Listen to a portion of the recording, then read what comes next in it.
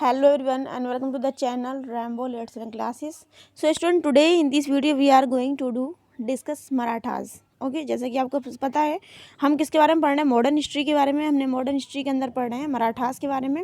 मराठाओं के बारे में मैंने आपको पढ़ाया था बालाजी बाजीराव के बारे में, जिनकी डेथ के बाद में माधव राव जो आए थे उनका जो शासनकाल मैंने आपको बताया था 1761 से लेके 1772 तक मैंने आपको बताया इनका शासनकाल रहा। ठीक है, और जो माधव राव जो आए थे 17 वर्ष की उम्र में पेशवा बन गए थे। ठीक है, कब? 17 वर्ष की एज में, यानी 17 साल का बच्चा कितना छोटा होता है, उसे कोई समझ होती है? नो। आपको समझ है? नो।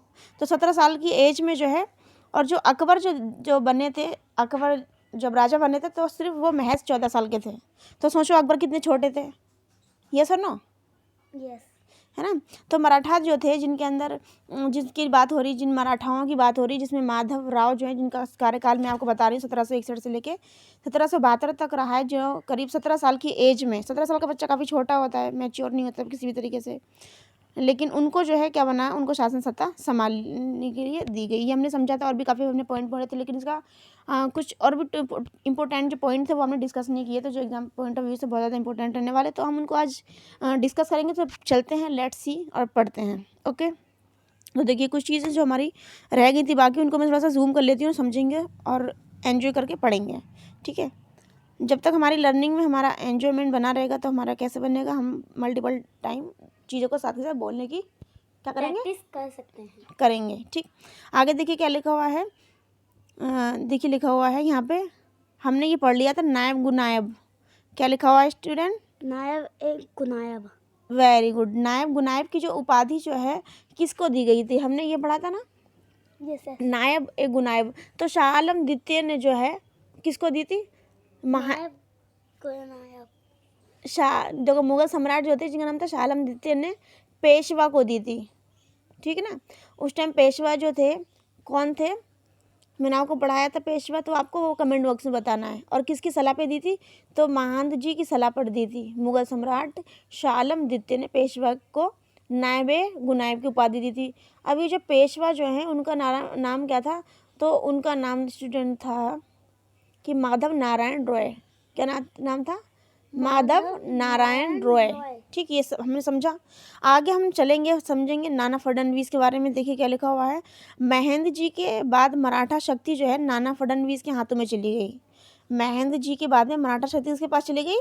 नाना फडणवीस। किसके पास? नाना फडणवीस के हाथों में चली गई, और उनके हाथों में केंद्रित हो गई जाकर के। ठीक, क्या लिखा हुआ आगे, महेंद्र जी सिंधिया और फडणवीस की कठोरता से दुखी होकर के माधव नारायण, जिसको हम बोले वही माधव नारायण जिसको जो है नायब ए गुनायब की उपाधि किसने दी थी, मैंने आपको पढ़ाया था अभी, बिल्कुल जस्ट अभी मैंने आपको पढ़ाया था कि नायब ए गुनायब की उपाधि जो दी थी शाह आलम द्वितीय ने दी थी, मैंने आपको बताया। तो उन्हीं माधव जो नारायण रॉय जो थे वो बहुत ज़्यादा दुखी हो गए, क्योंकि महेंद्र सिंधिया और फडणवीस की नाना फडणवीस जो थे उनका जो बिहेवियर जो था वो काफ़ी कैसा था, क्रिटिकल टाइप का था, कठोर था, बहुत ज़्यादा रूड था, है ना। उससे दुखी होकर माधव नारायण ने जो है क्या कर ली, सुसाइड कर लिया, आत्महत्या कर ली। महेंद्र जी की जो मृत्यु जो है वो 1794 में हो गई। ठीक है, और मैंने आपको पढ़ाया माधव नारायण 17 वर्ष की उम्र से जो है उनके पास वो शासन सत्ता आ गई, तो पेशवा बन गए थे कि उनके पिताजी की मृत्यु हो गई, बालाजी बाजीराव की, मैंने आपको बताया। तो 1794 में महेंद्र जी की मृत्यु हुई, 1794 में।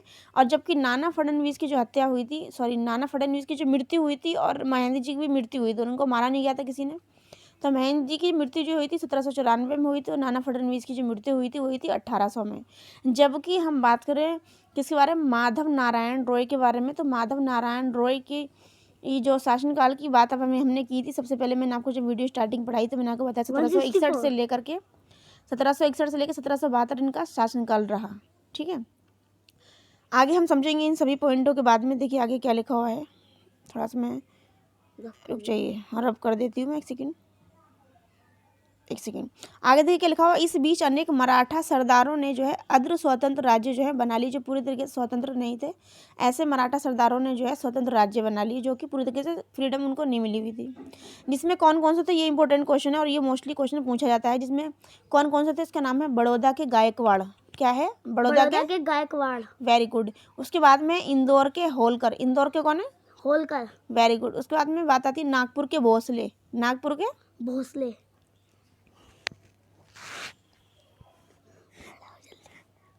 उसके बाद में है ग्वालियर के सिंधिया। क्या है ग्वालियर के? सिंधिया। ये सिंधिया जो है ना, क्या होती है, बिरादरी होती है, कास्ट होती है। ग्वालियर के सिंधिया एक बार बहुत ज़्यादा इंपॉर्टेंट है, इसलिए हम इसको दोबारा हाईलाइट कर लेंगे। हमने किसके बारे में पढ़ा कि जब हमने पढ़ा कि माधव नारायण रॉय ने सुसाइड कर लिया था, किससे? नाना फडणवीस और महादजी जी की जो बहुत ज़्यादा रूड बिहेवियर की वजह से। तो उसके बाद में जो शासन सत्ता जो थी अलग अलग उसमें बढ़ गई थी, विभाजित हो गई थी, पूरी तरीके से हिस्सों में बढ़ गई थी। तो इसी बीच में जो मराठा लोग जो थे उन्होंने क्या करा, छोटे छोटे अपने राज्य बना लिए कि ये हमारा राज्य होगा, ये हमारा राज्य होगा। तो उसमें से इंपॉर्टेंट रोल प्ले करने वाले राज्य जो थे वो क्वेश्चन में पूछे जाते हैं, ये बहुत ज़्यादा इंपॉर्टेंट है एग्जाम पॉइंट ऑफ व्यू से। तो वो कौन कौन से थे जो प्रमुख राज्य थे जो पूरी तरीके से फ्रीडम उनको नहीं मिली हुई थी, जो कि मराठाओं के अंडर में थे? ये पहले कौन से? बड़ौदा के, गायकवाड़, इंदौर के, होलकर, नागपुर के भोसले, और ग्वालियर के सिंधिया। सिंधिया। तो हमने कितने पढ़े? ये 4 पढ़े। कितने पढ़े स्टूडेंट? 4 पढ़े। तो ये अपने आप में बहुत ज़्यादा इंपॉर्टेंट है। ठीक, आगे हम पढ़ेंगे। लिखा हुआ है इनकी अपनी सेना थी, मतलब ये बड़ौदा के गायकवाड़, इंदौर के होलकर और नागपुर के भोसले, ग्वालियर के सिंधिया, इनकी अपनी खुद की आर्मी थी। और पेशवा के प्रति इनकी निष्ठा जो थी सिर्फ नाम मात्र की थी। जैसे कि सारी पावर हमारी सेंटर की बात करें, सारी पावर हम कहते हैं, अगर हम पढ़ने की बात करें, नाम मात्र की जो है प्रेसिडेंट की है, यानी कि राष्ट्रपति के पास जितनी पावर है वो सिर्फ नाम मात्र की है। लेकिन हमारे पास सबसे ज़्यादा पावर हम बात करें सेंटर के अंदर, तो हम बात तो किसके अंदर है सबसे ज़्यादा? मुख्यमंत्री के अंदर है। किसके? मुख्यमंत्री, प्रधानमंत्री के।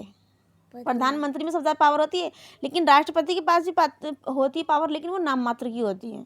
ठीक है, अगर कोई भी काम हो रहा है तो वो प्रधानमंत्री एक बार उससे किससे? प्रेसिडेंट से राय मशवरा करेंगे, या प्रेसिडेंट सबसे पहले किससे राय मशवरा करेंगे? तो बिना पीएम के प्रेसिडेंट कोई काम नहीं कर सकते हैं ज़्यादातर, मोस्टली तो नाम मात्र की उनकी क्या होती, शक्तियाँ होती प्रेसिडेंट की। आगे हम बात करेंगे किसके बारे में? माधव नारायण के बाद में रघुनाथ रॉय। क्या लिखा है स्टूडेंट? एक बार हम दोबारा, रघुनाथ रॉय, हाँ दोबारा से लिखेंगे। माधव नारायण जो कि इसने अपनी आत्महत्या कर ली थी, उनके बाद में रघुनाथ रॉय का अयोग्य पुत्र जिसका नाम था बाजीराव द्वितीय। किसका नाम था? बाजीराव द्वितीय, किसका पुत्र था ये? रघुनाथ रॉय का पुत्र था। ठीक है, जिसने सुसाइड कर लिया था। मैंने बताया था ना ऊपर अभी, नाना फडणवीस और महादजी सिंधिया का बहुत रूड बिहेवियर की वजह से। जो क्या था, बाजीराव द्वितीय जो था अंतिम पेशवा था, और ये कैसा था? अयोग्य पुत्र था, मतलब अनेबल पुत्र था। ठीक है ना, उसमें एबिलिटी नहीं थी इतनी ज़्यादा। यह एक अकुशल शासक था जिसने अपने पद को बचाए रखने के लिए एक अधिकारी को दूसरे अधिकारी पर लड़ाने का और उनमें मतभेद बनाए रखने का कार्य किया। इससे मराठा बंधुत्व पर जो है काफ़ी गहरा धक्का लगा। ठीक है, 1802 में बाजीराव द्वितीय से अंग्रेजों ने बेसिन की संधि की। क्वेश्चन आता है कि बेसिन की संधि किसने की? तो बेसिन की संधि कब हुई? 1802 में हुई। किसके बीच हुई? बाजीराव द्वितीय और किसके बीच हुई? Very good. 1802 में बेसिन की संधि हुई बाजीराव द्वितीय और अंग्रेजों के बीच। ठीक, ये क्वेश्चन बहुत ज़्यादा इंपॉर्टेंट है, मैं यहाँ पे लिख देती हूँ इंपॉर्टेंट। देखिए एक एक लाइन अपने आप में बहुत ज़्यादा इंपॉर्टेंट है। सिंधिया और भोसले ने इस संधि का कड़ा विरोध किया, मतलब बेसिन की जो संधि हुई, बाजीराव द्वितीय ने, जो कि अपने आप में उस पोजीशन के काबिल नहीं था, तो और अंग्रेजों से उसने बेसिन की संधि कर ली। तो इसका सिंधिया जो कि अभी हमने पढ़ा था, सिंधिया कहाँ के थे? ग्वालियर के थे। हमने पढ़ा था भोसले कहाँ के थे? नागपुर के थे।